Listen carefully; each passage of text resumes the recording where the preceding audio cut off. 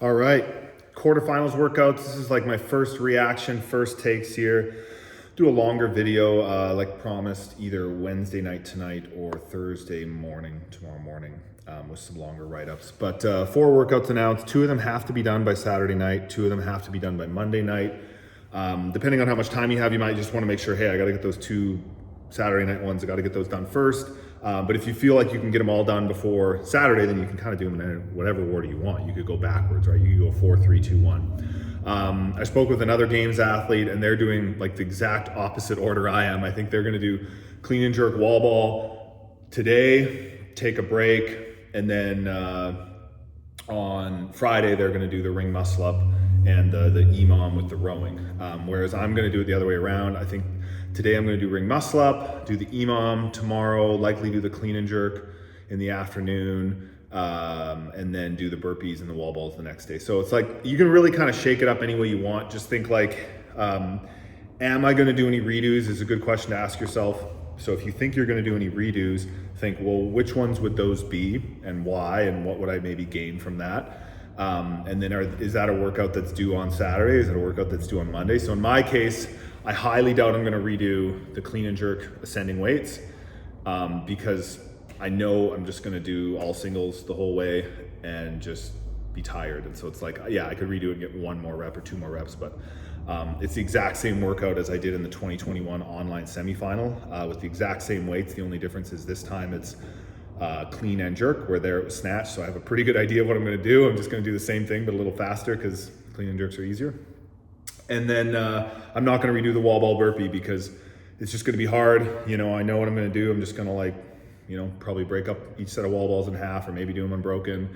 And then mostly just doing burpees for a really long time, right? It's like 150 burpees. So, you know, unless it's like, oh, just try harder and go 5-10 seconds faster, I'm just going to do it once. So those workouts pretty simple. I think it's the other ones you'll probably, for a lot of people, might be more interested in redoing. So the EMOM, like a fight gone bad kind of workout, the 4-round workout.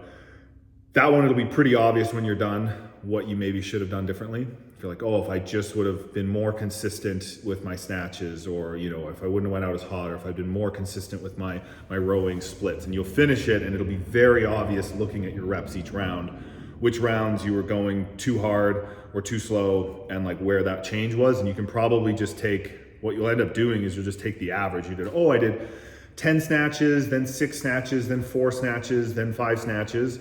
And then I did rowing, I did 20 cals, 15 cals, 13 cals, 20 cals.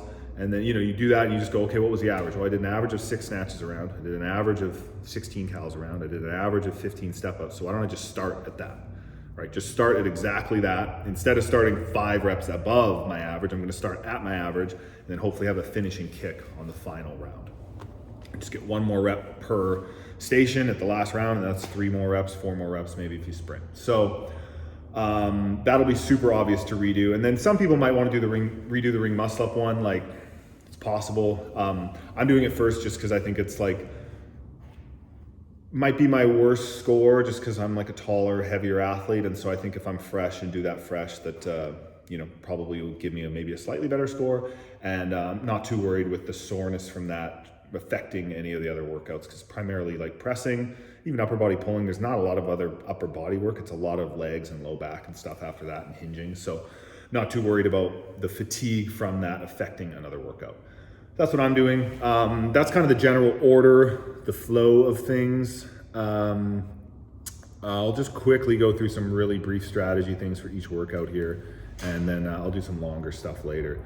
So for the 4 rounds max reps, I would try to think of what do you think you're gonna do for max reps? And it's totally dependent on the person. I'm honestly not even entirely sure what I'm gonna do. If I'm completely honest, I've been trying to figure that out. You know, but I would say for a lot of people, just doing like anywhere from, you know, 5 to 10 snatches, depending on your fitness level. Like for a lot of people that made it to quarters and they just wanna have a go, that's not gonna obviously get you to semis. But yeah, just doing like a couple snatches in the minute. Basically, I would say you want to spend the entire 60 seconds on the rower. So you should be finished, drop your last snatch at like, let's say call it 54 seconds or 55 seconds. Get on the row and your hands should be hovering above the handle. So as soon as the number switches over, you start pulling on that rower, and you're gonna be pulling on that rower until 59.99, right? Because that is gonna be the place for most people you're gonna get the most reps, right? It's gonna be the easiest place to accumulate the most amount of reps on the rower. So you're gonna be basically doing 55 seconds of snatches, 5-second transition, exactly 60 seconds of rowing, 5-second transition, and you're doing 55 seconds of box step-ups. Obviously do the box step-ups to the finish line, keep the dumbbells on the box, hook gripping if you can, and yeah, keep the dumbbells on the box when you're resting. If you do have to rest, I don't think you have to put them on the floor. Make sure you lock out your hips on those dumbbell step-ups. That's gonna be something I think where a lot of penalties are gonna be given. So you gotta lock out those hips. That's workout one. Honestly, do all singles and snatches. I don't think the winning score in the world in this workout will be seen by anyone who does touch and go. So take that for what you will. Wall balls and burpees, it's a tremendous amount of burpees. Obviously, hop up, step down is the rule, which is what I would have recommended anyway. Just find a pace and stick to it. 150 burpees, box jump overs, I mean, that's like 10 minutes of burpees right there, really. Like if you just did 150 burpee box jump overs for time, that's like 10 minutes. And then you got 150 wall balls. Karen, a great unbroken score is 5 minutes. So it's like you're gonna be doing, that's like 15 minutes might be the winning score. So it's like, that's a grind. That is a long time to be doing burpees. So just find a rhythm early, break up your wall ball shots early. Don't get sucked too deep into the pain cave too early. You should be feeling like you can keep going after the wall balls, right? And after the first set of burpees, like you have to be in a state where you can continue to work. Yeah, there's no secrets there, but good luck. The handstand push-up and hanging workout, obviously like kind of a lot going on there. Break it up early, right? 60 toes to bar into 15 or 50, even just 60 toes to bar into 20 ring muscle-ups is really tough, right? So if that was just a workout, I would say break up those toes to bar. So make sure you break up those toes to bar in small sets. Like for a lot of people, that's gonna be 5s. I would never recommend more than 10 unless you're like, amazing at gymnastics. So yeah, lots of sets of 5s and 3s, and that is totally fine. Yeah, I mean, just chip away at it. You're gonna get to the rope climbs, your core is gonna be sore. So I'd recommend, like, if you're used to say doing, 3 pinches and a touch, expect to maybe have to do 4 because you just can't lift your knees up as high, right? And the last workout, clean and jerks. Yeah, just all singles. Just do singles from the start, quick singles, and then slightly slower singles, and continue to do slightly slower singles as you get tired. Focus on good technique.